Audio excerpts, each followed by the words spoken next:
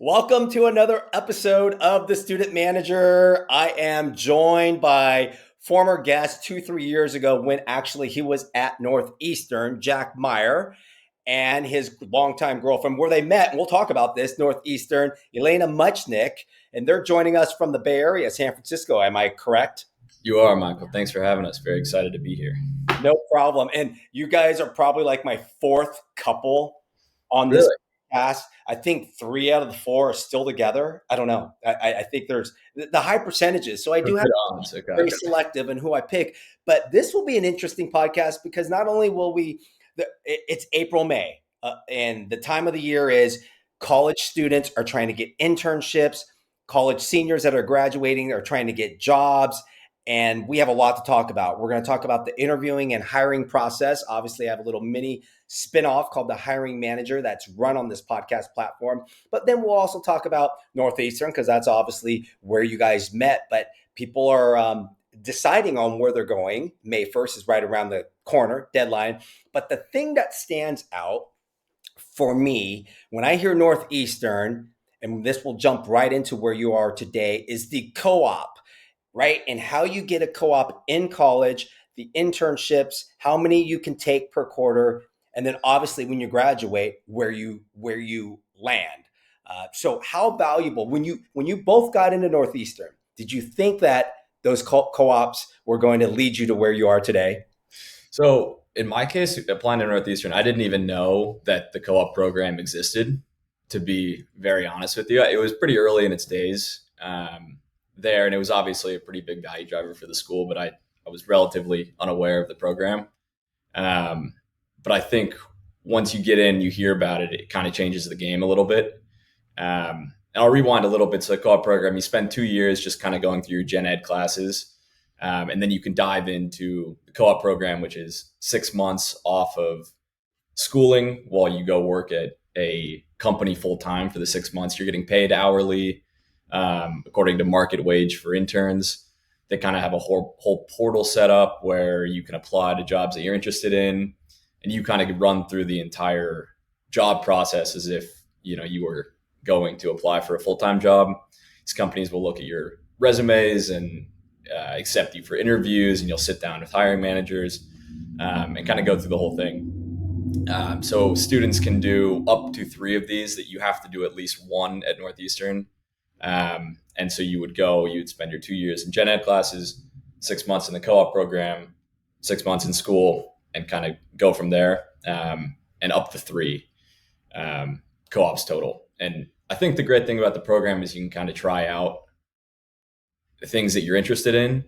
And so like for me, I came into Northeastern studying biology, and I did my first co-op at a pharmaceutical company. And I found out that wasn't necessarily something I was interested in. And you can kind of flip flop moving forward into your second and third internships. Alaina, how many co-ops did you do? Did you take advantage of all 3? Yeah, I did all 3. And it was definitely a big factor of why I wanted to go to Northeastern. I recognized that I had no idea how to get a job or what I was going to be doing after school. So I went to the business school kind of just saying, marketing sounds generic and kind of creative. So I'll try some different marketing co-ops and see what fits. And I think both of us ended up getting jobs out of our third or second co-ops. So it definitely was very valuable to get those experiences. Yeah. And I think out of all of our friends at Northeastern, I would say 80 to 85% of them are now working full time where they co-opt at university. Are they working full time at the first co-op, second co-op, or third co-op, or was it I would say try this one and then it's maybe the last one that they're working? Yeah, I would say majority is the last one. They kind of try out 1 or 2. You figure out what you like, you don't like. You kind of secure a third co-op that you're really interested in because you have this prior job experience now. Mm-hmm. And then it just makes sense for these companies to bring you on. They've trained you for 6 months. Why would we bring in another full-time employee that we have to train from scratch? Let's just bring in this, for all intents and purposes, a full-time employee at this point. And it's the experience. That's why I tell people go for an internship when you're in college, maybe not through a co-op where you have a process and a plan and a program, but that's where you decide if you find out if you have passion or not. It's an internship. Either you like it or you don't. Maybe you go to the second internship or the second co-op or the third co-op. You have friends obviously at different universities, right? And you all kind of went through that same process. Did you find having that Northeastern experience compared to your other friends, you were ahead of the game, ahead of the process, and they said, Jack, Alaina, how did you do this? Like, what? I'm struggling. I can't find a job. I can't find an internship. I would say we were um, miles ahead in how to apply for a job. Um, I helped my younger sister and some of my younger friends after I had gotten the job, and even just after my first co-op experience of what does a resume look like? What does an interview process look like? What kind of questions to ask? The follow-ups, things like that, that we have classes at Northeastern that the whole class is dedicated to learning those skills. So we didn't go in blind to that first co-op interview process. We really were trained on what is professional and what companies will expect. I I know that my peers did not have that experience of that training. And I think, whether or not you do a co-op or just a 3 month internship, or even, some are offering 6 months kind of standard internships. I now am at my full-time job and I'm kind of looking at resumes every once in a while when we're bringing in full-time analysts.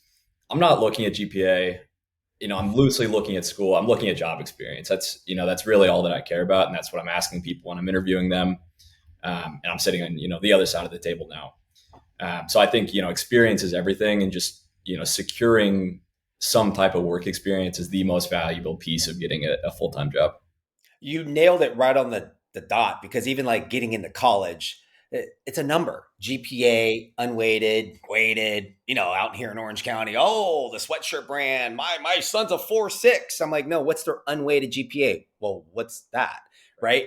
And it's all about that experience and what you have on the resume. That's why I tell people go work for free. Obviously, you're at Northeastern where you get a co-op and getting paid, but take that opportunity, work for free. Uh, Alaina, let's get to it, because for those of you that are unfortunate that can't go to Northeastern, Jack, would you, yes or no, would you get into Northeastern today? No, absolutely not. It is a very, very competitive school now. I think that everybody's kind of caught on to this co-op program, and I would be rejected. And Jack, modern day graduate, Alaina from Missouri graduate. Alaina, would you get into Northeastern today? I don't think so. I mean, I did early acceptance where when they accepted me, they knew I had to go. That's pretty much the only way that I even got in back in the day, because I fully committed. So let's give people an opportunity to get some insight. Juniors or seniors out there that are in college today, looking how to get an internship, maybe some of the skill sets, some characteristics, things that can separate themselves apart from others that you learned at Northeastern. And we'll kind of just bullet point it. Alaina, what would you say definitely helped you where you were able to help your sister during that interviewing process?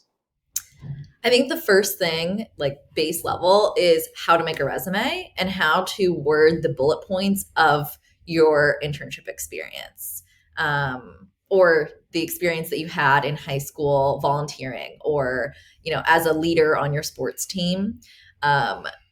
The language that they're looking for, the verbs that show that you did something that was valuable and impactful to the organization that you were working with, is really what they're looking for.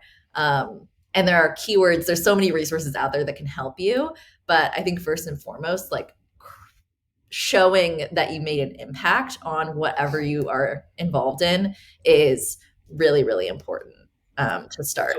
So I coach my kids on some buzzwords and it's definitely been helping them. So let's hear a couple buzzwords or some key bullet points, and then we'll dig into that. What would be two or three?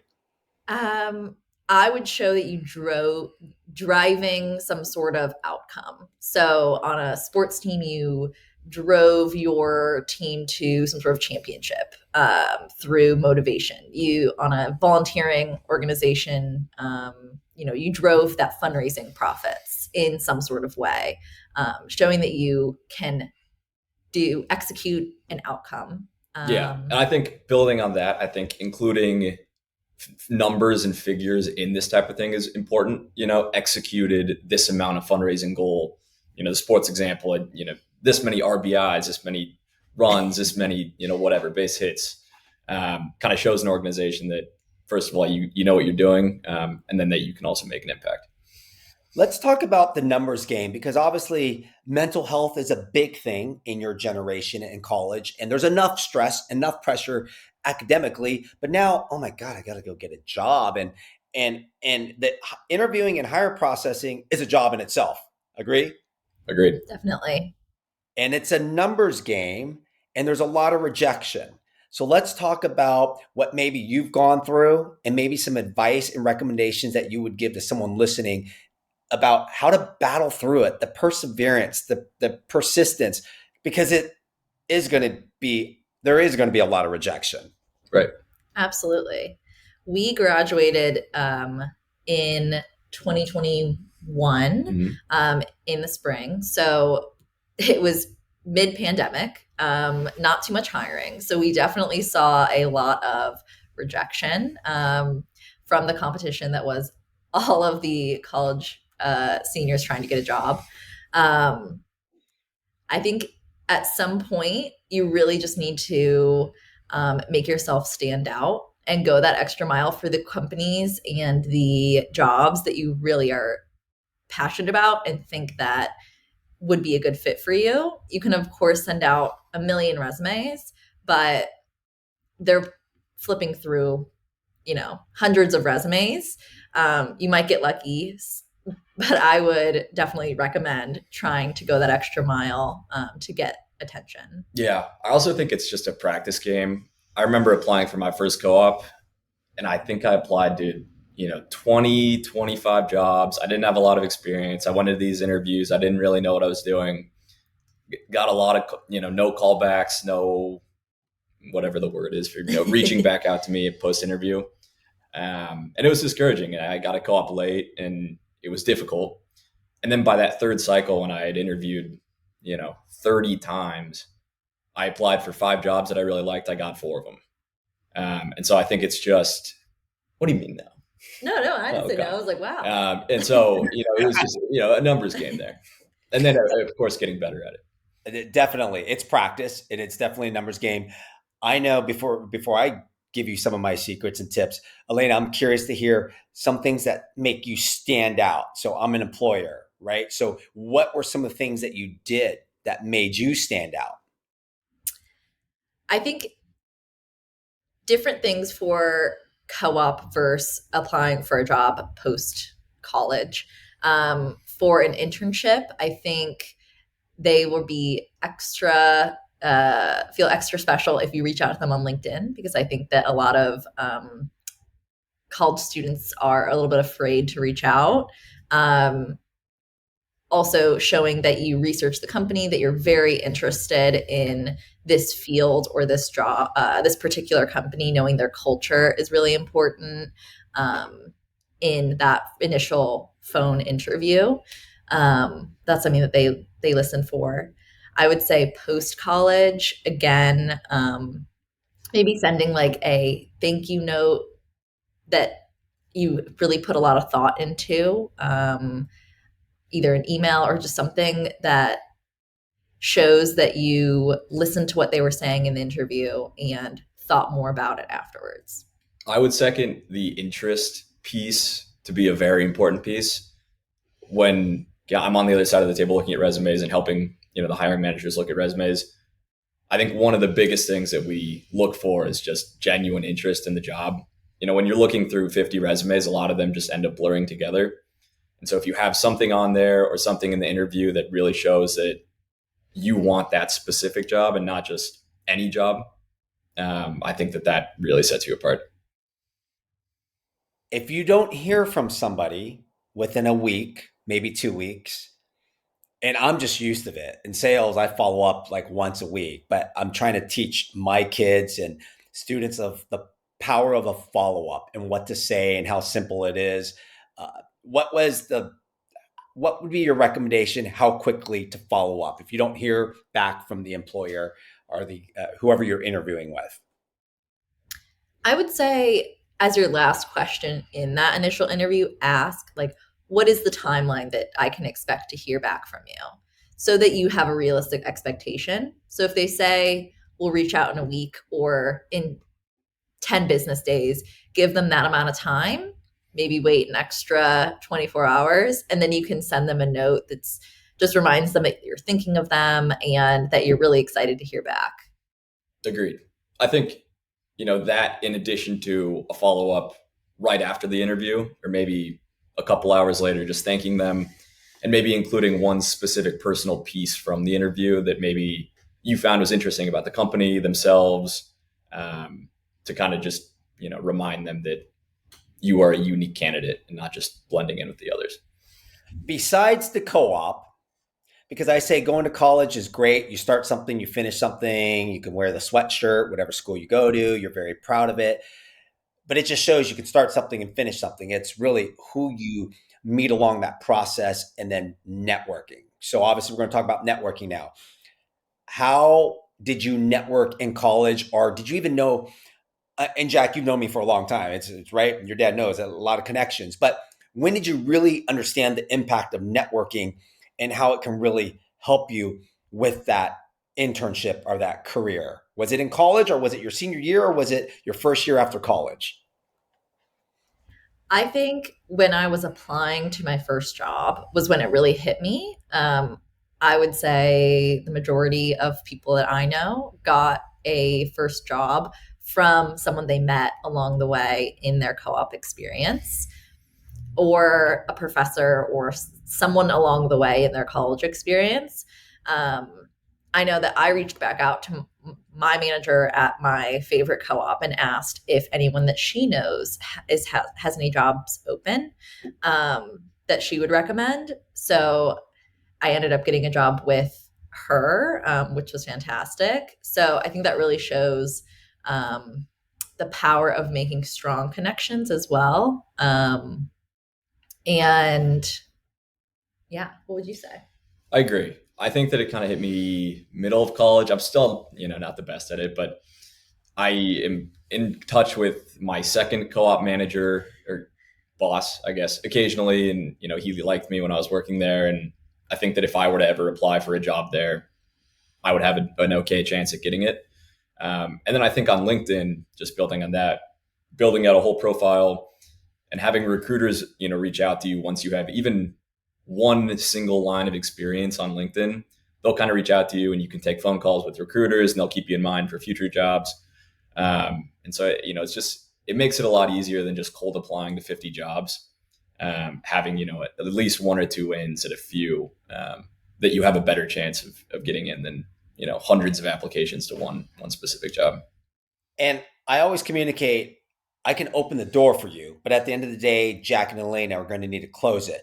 But have you ever used resources in your past experience once you're done with that interview to have a network follow up, touch base with the person that might know somebody at that company organization to give that support, or a rave of Jack Meier or Alaina Muchnick? I have not personally, but I know at the company that I currently work for, we have a whole portal where you can go in and like support someone's application that you know. So if you know anyone at that company, more than likely they can call someone or email someone to push your application forward.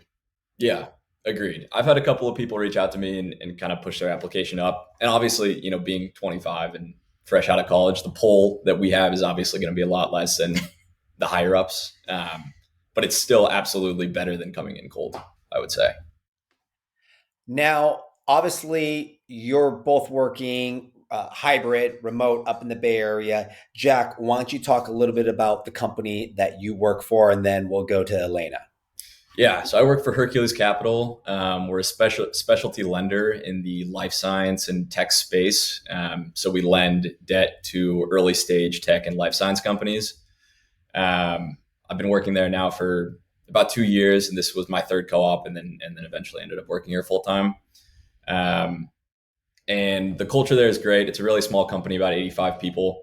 It is hybrid work right now. So I spend Monday and Friday at home at my little home office setup. And then Tuesday, Wednesday, and Thursday, we have a little shuttle that'll come into the city and drive us down to Palo Alto, where the office is. Is that a benefit of the company? So a shuttle comes, picks up all the employees Right. for They don't your. pick up, yeah, all the analysts in the city. Exactly. Wow. See, they didn't have that back in. Oh, well, of course, I wasn't working at some high end company like you right after graduation. I was schlepping, trying to do some radio and TV shows, and then finally got into sales. Right. Uh, Yeah. I mean, I think, of course, the co-op program has made it all possible. Alaina, what about yourself?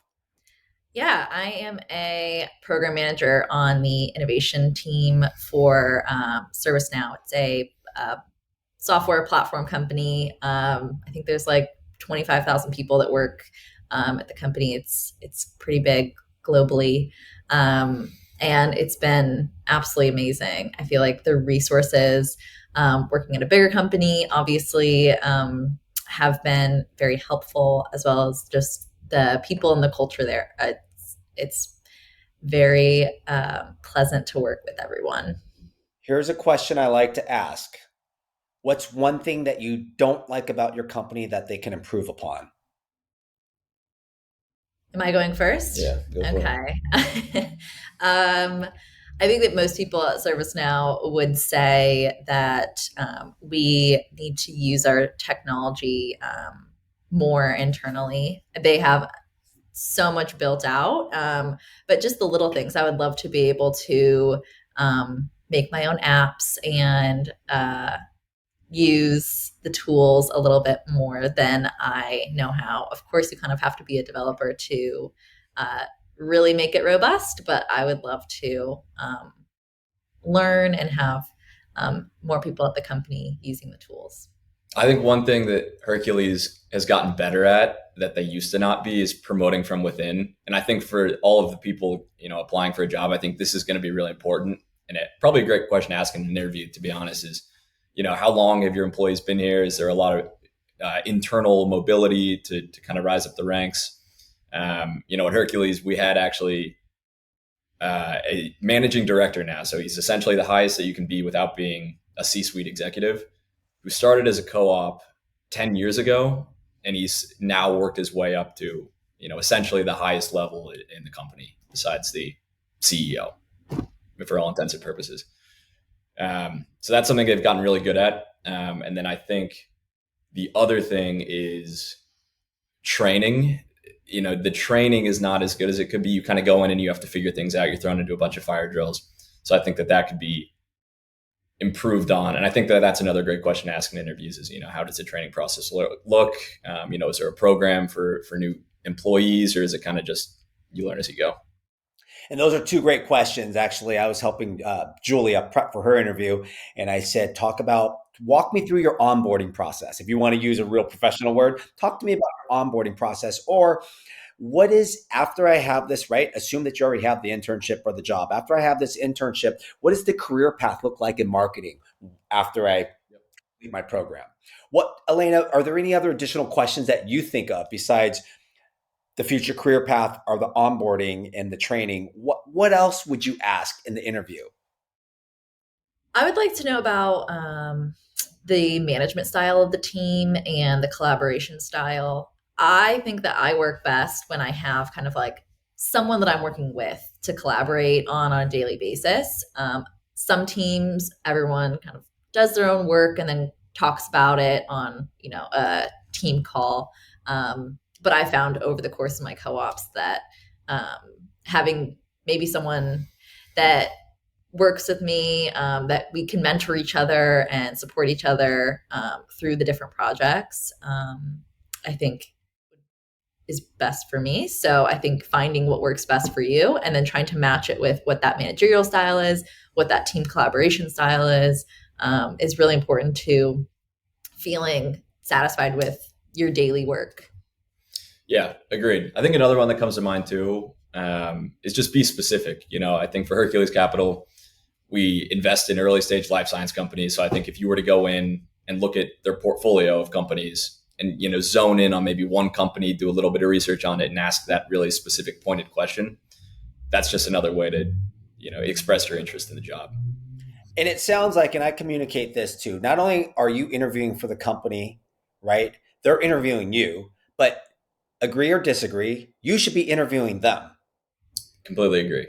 Yep. And I think that's obviously harder to do when you don't have a lot of experience. And it's a lot easier when you have leverage down the line and you've worked at 3 companies. But I think regardless, you want a place that you can foster your growth. And that's going to be really important for your first and second jobs. Absolutely. All right. We're going to have a little fun here. I'm going to throw out some buzzwords as if we're interviewing and going through that process. And we're going to get into really behavioral questions and very specific to help my audience and listeners how they can answer and follow up. So I'm going to start with Alaina. So give me 3 characteristics or 3 adjectives that describe yourself. What would they be? Oh gosh, are we doing? Let's say in the context of work, I would say I am patient, quick, and I'm trying to think of a word for like seamless communication. And I can elaborate on what I mean by those. So you like how I'm putting you on the spot. All right, let's go with patient. So you think you're patient. All right.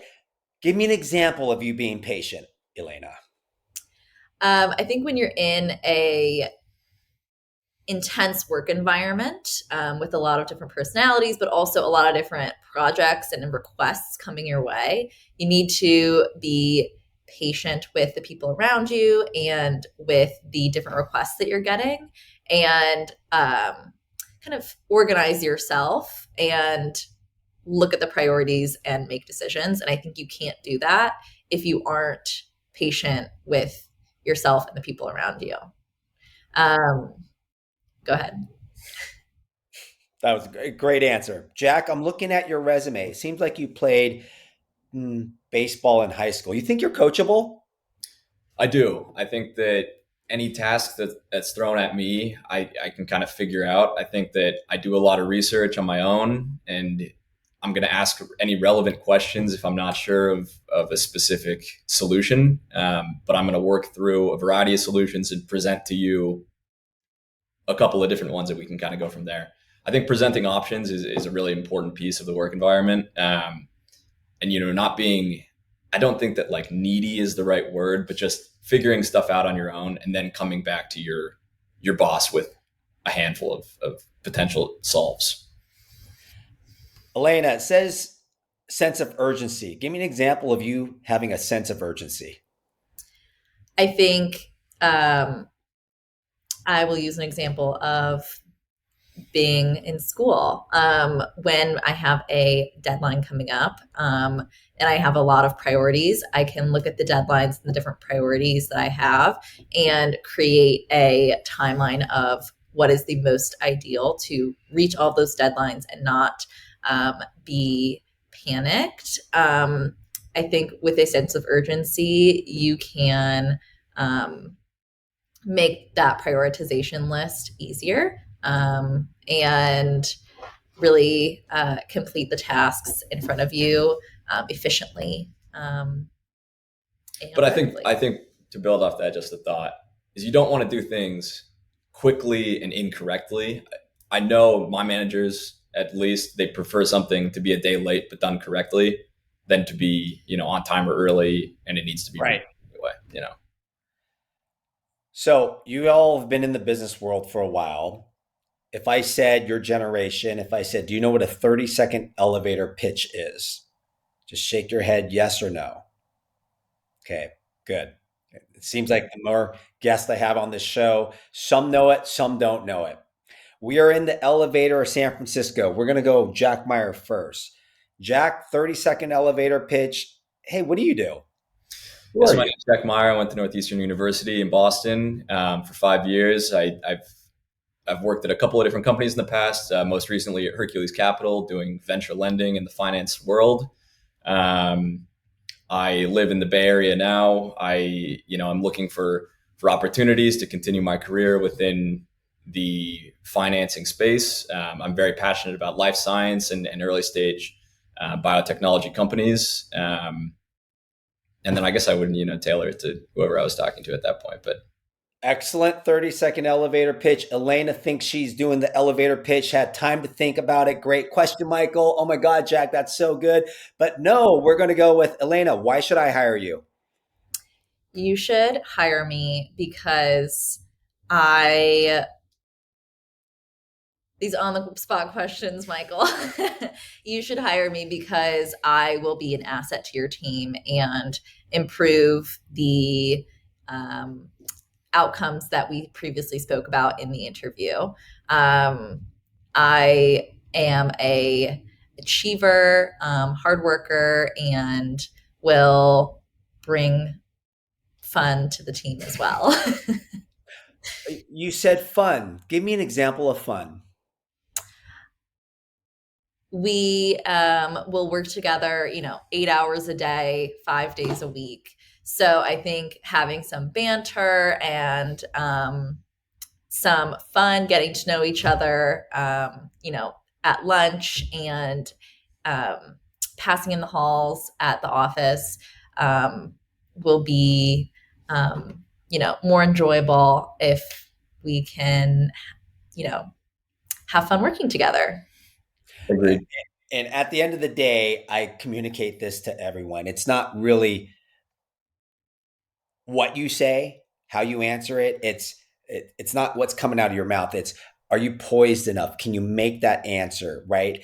Can you present? Can you sell yourself? So yes, I'm putting you on the spot, and like I tell anyone that I do this to, Jack, I've done this with your dad. Even when you're a little kid, he goes, "I don't think you would hire me." Like your dad just stumbles and but preparation, Right. right? I'm sure you guys do this for every interview. We're going to end kind of on preparation. What advice, what can you tell someone listening how to be prepared? Yes, you nailed the 30-second conversation, 30-second elevator pitch, why I should hire you, but should you be prepared to have all that ready?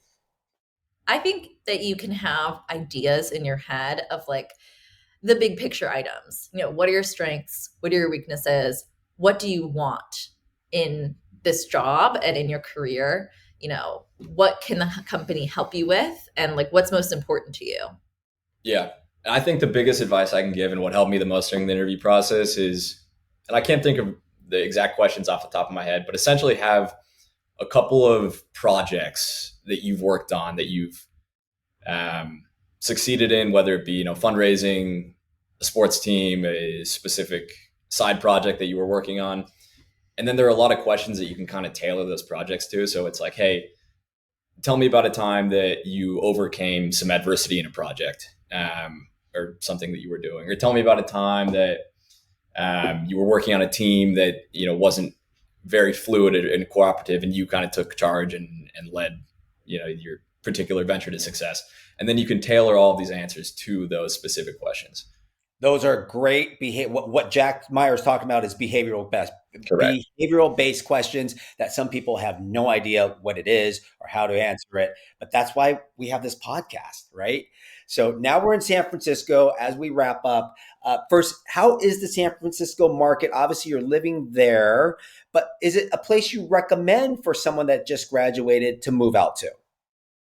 Absolutely. I think there are a million job opportunities here. I would say everyone is in their young 20s, and it's just a fun place to be, a good supportive network. And there are a lot of different networking events, job fairs, et cetera, to help support young people new in career. Yeah, I think it's definitely, a tech hub, and it continues to be. And within these tech companies, there's hundreds of different jobs. You can work in finance, you can work in marketing, you can work in computer science, you kind of name it, at any of these companies. And I think that, the city, like Alaina was saying, is full of young people. There's more dogs than babies in the city is another great pro. Yeah, just a really great city. Favorite restaurant to eat date night in San Francisco? Okay, I will start off with our current favorite is the Laundromat. It's a pizza restaurant by night and a bagel shop by day. And it's absolutely blowing up right now. It's in the Richmond. If you're in the Bay Area, it's the best. Yeah, it's pretty amazing. I would say another one, Little Sushi Bar is another great one. Little hole in the wall sushi restaurant, perfect for date nights. All right. So now I told you, I'm going to put you on the spot now. All right. So you're the fourth couple that I've had on this podcast. Could you potentially be the first couple that gets married I out of think this podcast? how old are the other couples? They're like all within 1 to 2 years. They're younger, within 1 to 2 years. I think very possible. I think that I'm in no rush, particularly specifically. I think that we've kind of talked about it. I want to be in a better financial position, to kind of move forward with our lives quickly. I think living in an apartment is great and all. I'd like to own a home, be a homeowner in the next 5, 6, 7 years. But I think no doubt if, that was not an obstacle, it would probably be sooner. Alaina, would you support that? Of course. Yeah. We're on the same page. Will Fonger News be invited to the wedding? Yeah, Absolutely. you're giving a speech at the wedding. Well, this has been great having you guys on. We got to do some housekeeping items. Did you know we are brought to you by our sponsor is the Journeyman Whiskey. Sean Pronger and Chris Pronger have their own whiskey out. And I said, you are going to be my sponsor, like this big podcast, right? But the whiskey, it's distilled in Canada. And for all you followers and listeners, I love whiskey, the Journeyman Whiskey. So with that, Fonger News out. It's been great having Jack Meier, Alaina Muchnick on the Student Manager. It's been a pleasure. Thank you.